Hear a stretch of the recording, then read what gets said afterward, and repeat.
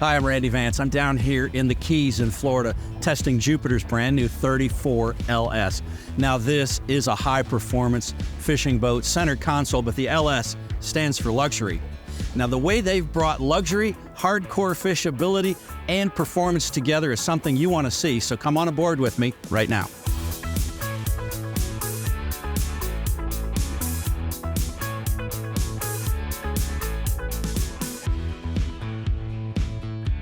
Now performance, we have triple Yamaha 300s on board. We have joystick steering, we have full maneuverability. That includes an integrated autopilot. We like this setup, especially when you combine it with the built-in electric steering on those motors.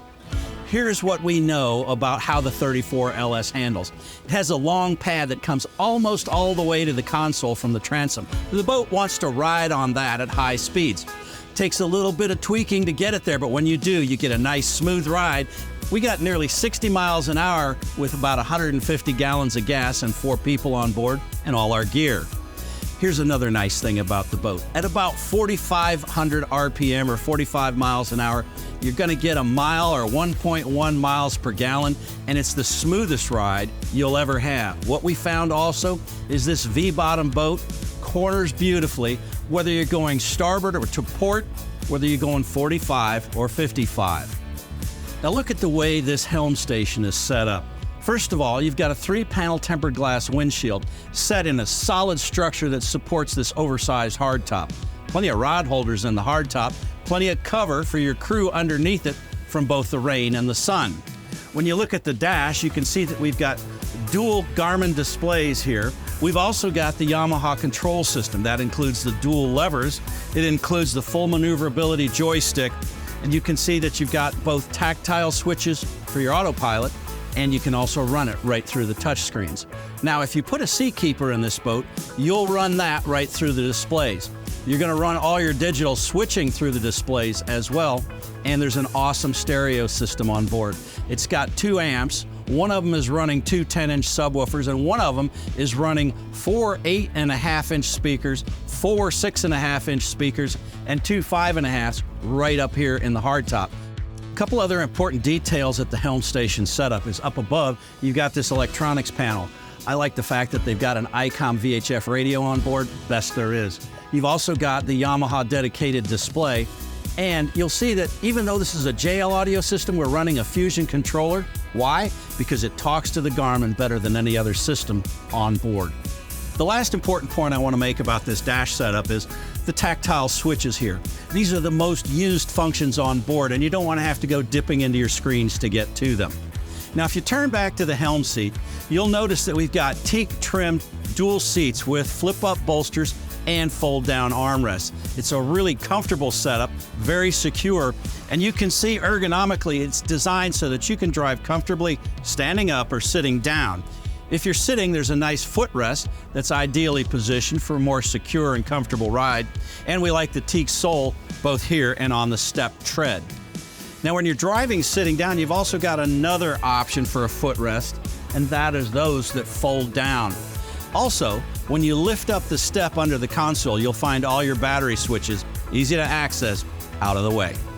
Now, aft of the helm seat, you've got this mezzanine multi-purpose area. If you lift up this hatch, you find a couple more hatches. Lift this hatch, and you've got an insulated basin here that drains overboard. It's a great place to keep drinks cold, or if you need it, a great place for frozen bait. You've got a prep area here with a freshwater sink and a pull-out shower. Now, one thing you want to notice is that all the hatches on this boat are finished inside and out. That's a great look, and it is also resistant to mildew, which keeps your boat looking good for years down the road. Now you'll notice you've got cup holders / rod holders on either side of this station, plus standard cup holders.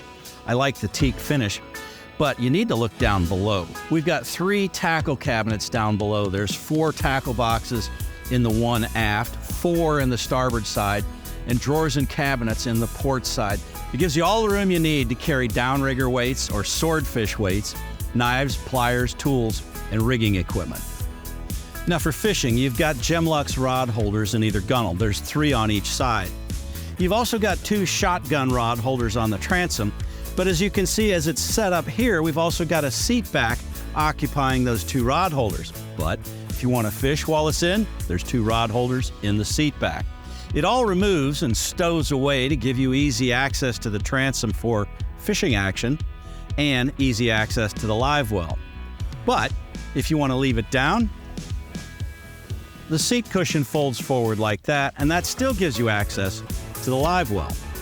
Now, a couple things you want to notice is that first, the live well itself is 60 gallons. It's got the aquarium front on it so that you can see what's going on in there without having to open it up.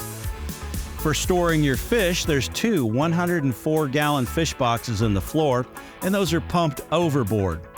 Now, for rod storage, you've got 6 rocket launchers in the hard top, and we found 8 rod holders under the gunnels. Probably the 2 in the cockpit are going to be used to hold a gaff and maybe a brush. Now, the 2-part transom door gives you a nice, complete-looking transom with a large working surface.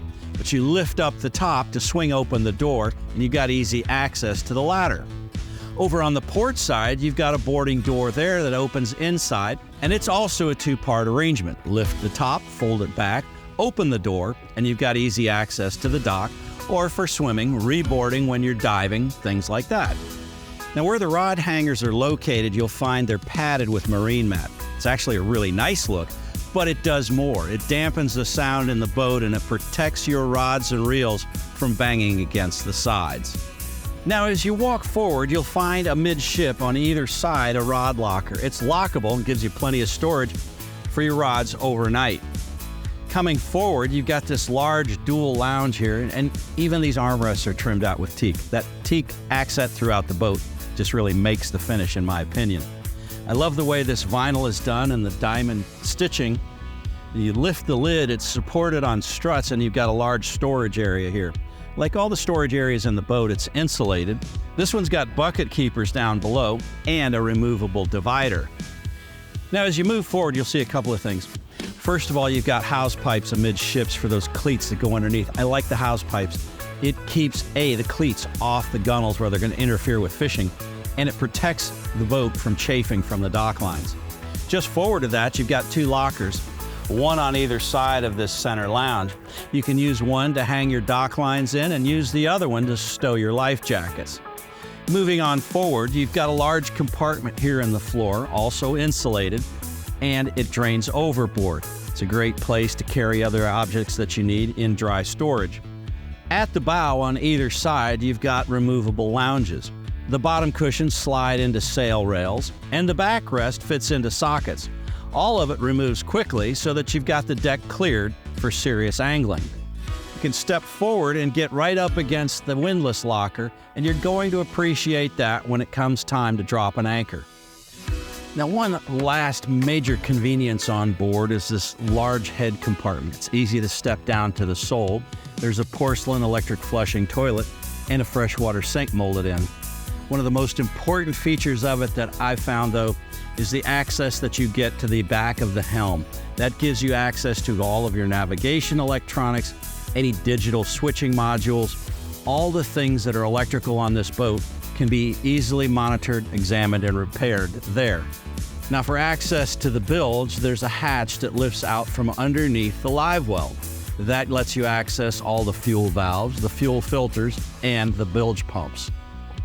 As I said in the beginning, the 340 LS is built to perform, to fish hard, and to pamper your crew in luxury. There's plenty of details on board that we may have overlooked. You're going to want to look at them at your dealer. You'll notice, though, you've got inductive chargers on the dash, and you've got an opening sunroof on the hardtop. I'm Randy Vance. I'm on Jupiter's 340 LS today, having a great time.